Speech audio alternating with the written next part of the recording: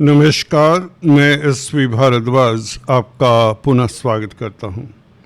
दोस्तों, मिथुन राशि तथा मिथुन लग्न के लिए हम चर्चा करने वाले हैं 17 तारीख से लेकर 24 मई तक, 24 मई तक।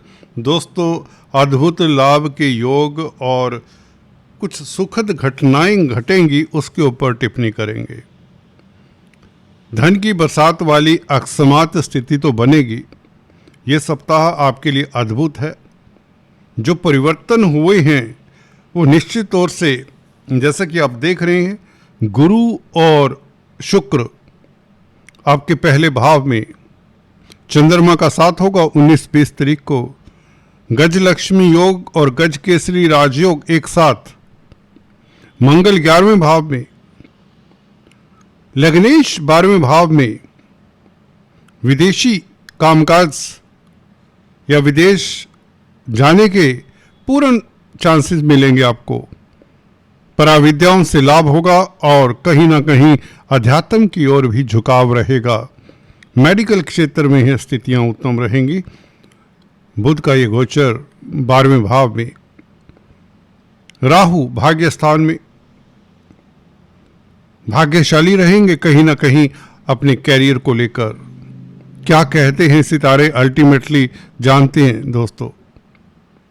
चंद्रमा के गोचर के हिसाब से ये राशिफल है, जिसमें ग्रहों नक्षत्रों का प्रभाव समाहित करते हैं और आपके लिए कंप्लीट विश्लेषण प्रस्तुत करते हैं। कल से शुरुआत करते हैं, 17 तारीख से, रविवार है कल। और चंद्रमा दोस्तों आपके 12वें भाव में, आपकी राशि से, आपके लगन से सूर्य और बुध के साथ होंगे।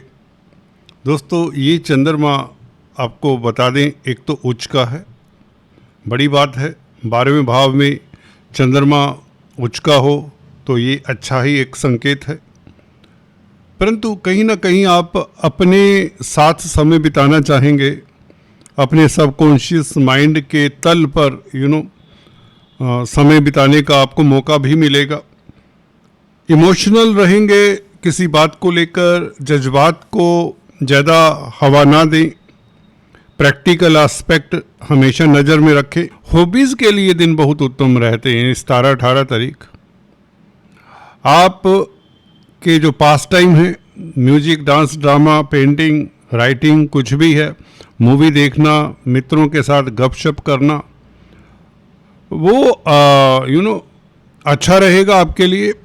और जो आध्यात्मिक हैं, सीनियर सिटीजन्स हैं या जो यंगस्टर्स हैं, जिन्हें भजन कीर्तन में, संकीर्तन में आनंद आता है, क्योंकि चतुर्थ भाव का मालिक, मन स्थान का मालिक भी है बुध और 12वें भाव में, तो संकीर्तन से, भजन कीर्तन से, इष्ट देव की आराधना से, योगा, मेडिटेशन इत्यादि से, रिलीजियस डिस्कोर्स से, धार्मिक चर्चा से और यूट्यूब से अगर आप धार्मिक विषयों के ऊपर कुछ देखते हैं तो आपका पास टाइम तो बहुत अच्छा रहेगा। परंतु अध्यात्म के क्षेत्र में जो हैं, जो अध्यात्म में रुचि रखते हैं, उनके लिए ये है। अदरवाइज आपकी जो हॉबीज़ हैं, मूवी देखना, वो अच्छा रहेगा। इंडोर आप रहना पसंद करेंगे और यात्रा को अवॉइड ही करें,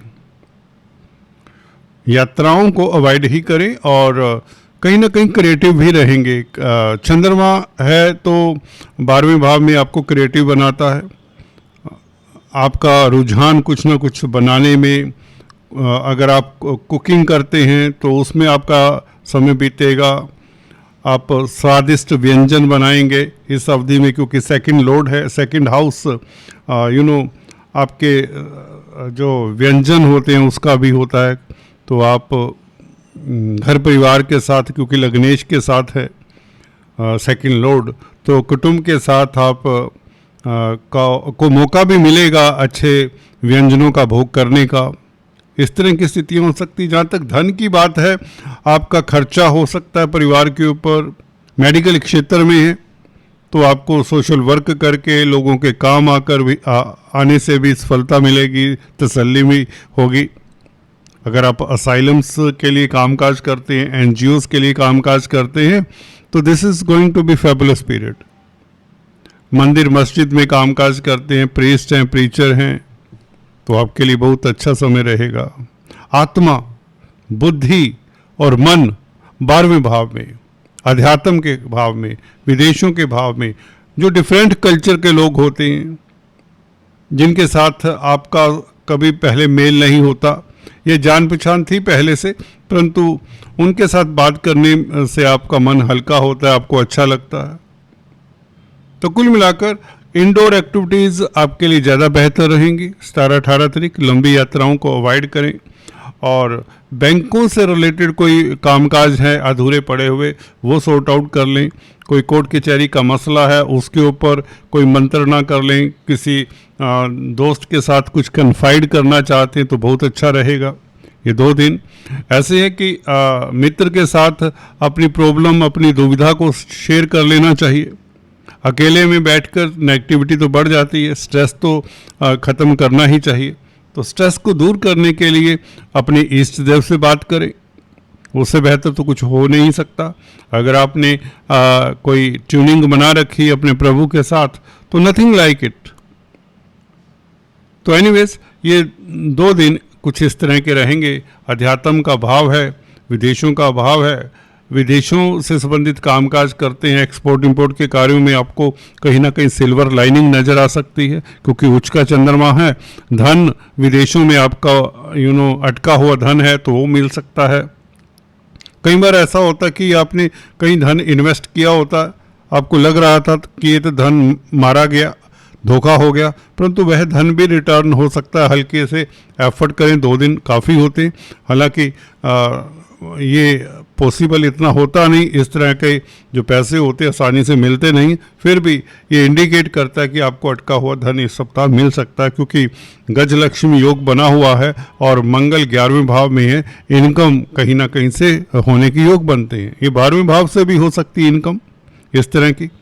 एनीवेज 19-20 तारीख की बात करें तो 19-20 तारीख गजलक्ष्मी योग भी बन जाता है, गज केसरी राजयोग भी बन जाता है। ये प्रतिष्ठा के योग बनाता है, ये आपको मिलनसार बनाता है, समाज में आपके गुणों की चर्चा होती है, आपको विपरीत लिंग का भी साथ मिलता है। शुक्र स्त्री अगर आप पुरुष जातक है तो स्त्री जातक का आपको साथ मिले, पत्नी के साथ संबंध आपके बेहतर हों, दाम्पत्य जीवन, वैवाहिक लाइफ आपका मधुर रहेगा और प्रतिष्ठा के खास योग बनते हैं। आप अच्छे दार्शनिक फिलोसफर साबित होते हैं, लर्नड व्यक्तियों के साथ आपका संग हो जाता है, आपको अच्छी सलाह मिलती है जिससे आप जिंदगी को सही डायरेक्शन में लेकर जा सकते हैं। शनि 10th हाउस में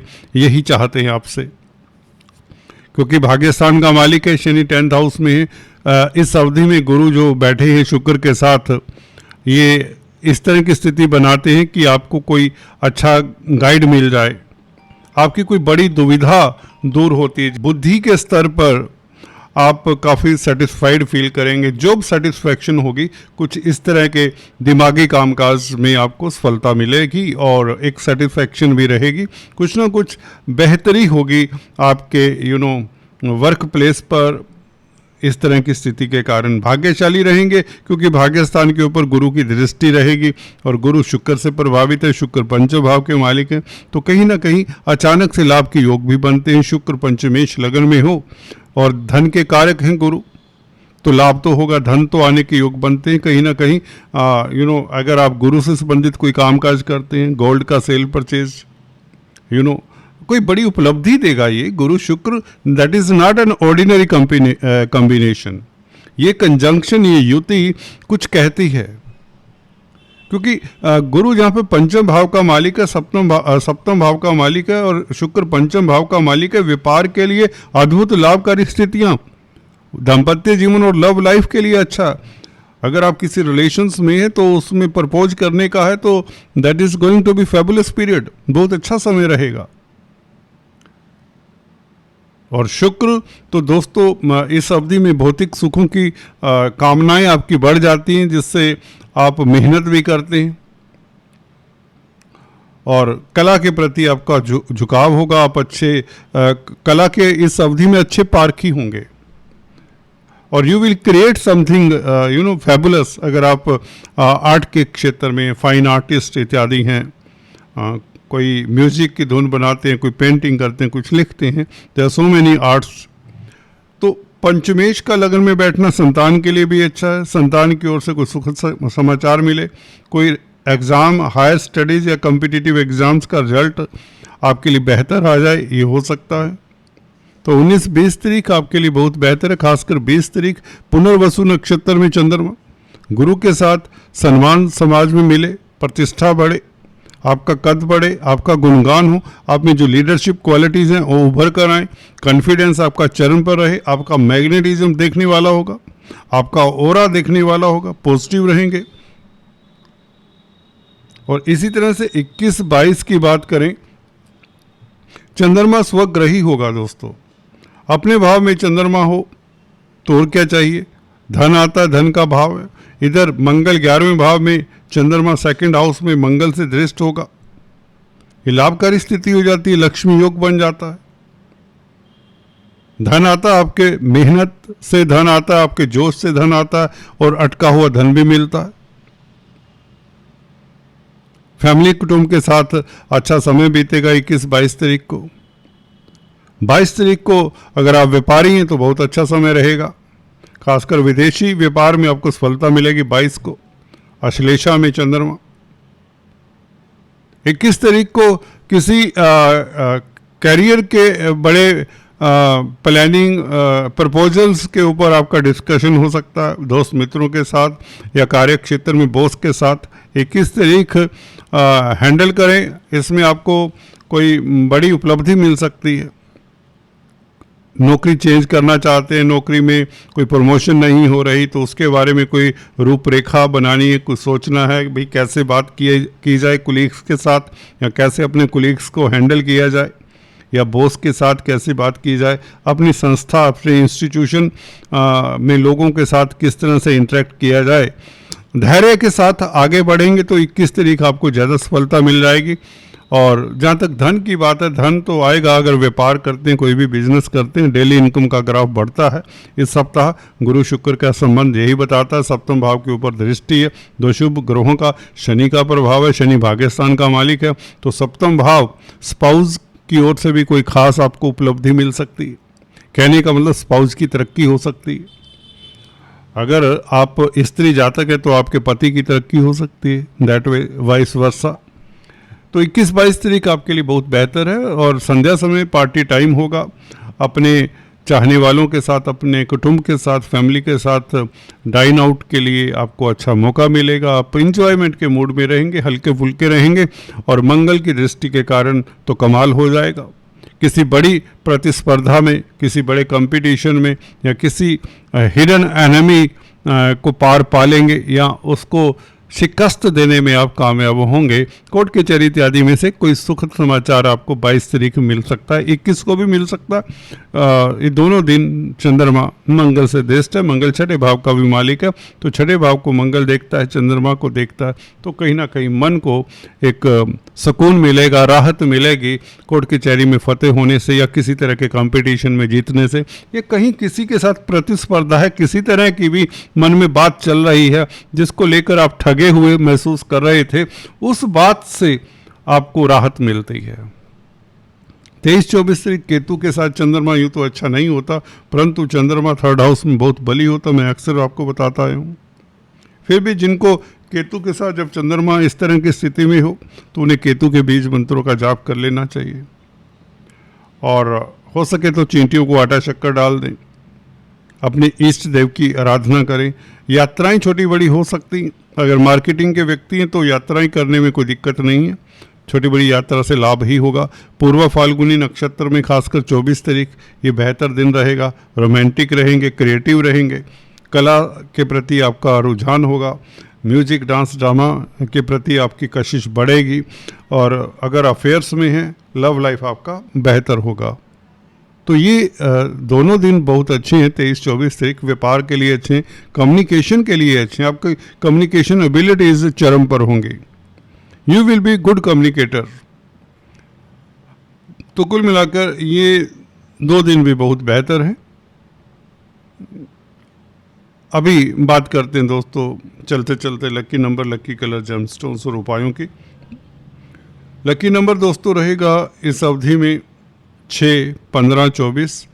लकी कलर रहेगा आपके लिए रेड, लाल। जेमस्टोन्स की बात करें तो आपके लिए बनता है एमराल्ड, पन्ना, जो बुध का स्टोन है।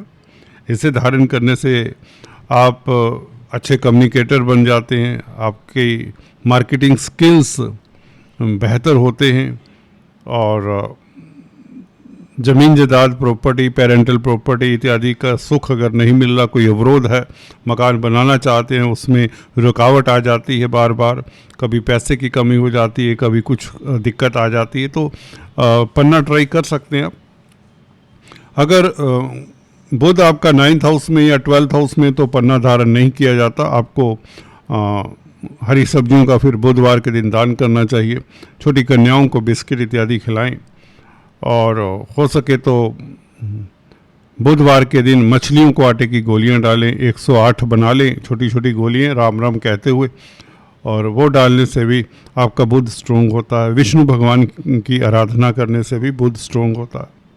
बुआ, बहन, बेटी, मामा पक्ष का साथ बना कर रखें, उनके साथ जो भी है संबंध बेहतर रखें। इसके अलावा आपके लिए बनता दोस्तों ओपेल, अमेरिकन डायमंड या डायमंड। अगर आप डायमंड अफोर्ड कर सकते हैं तो ये धारण करें। शुक्र का स्टोन है, पंचमेश है शुक्र। बच्चों को लेकर कोई दिक्कत आती है तो ये स्टोन आप धारण कर सकते हैं, डायमंड। नहीं तो शुक्रवार के दिन आप आटा, चावल, चीनी, मिश्री, सेंट, इलायची, कपूर की 7 टिक्की मंदिर में, लक्ष्मी नारायण के मंदिर में दान करें और गाय की सेवा करते रहें। अगर शुक्र, केतु, राहु के साथ है, मंगल के साथ है तो लाल गाय की सेवा करें इंस्टेड ऑफ वाइट। आज इतना ही, फिर से मिलेंगे, तब तक के लिए have a nice time. Thanks for watching this video. God bless.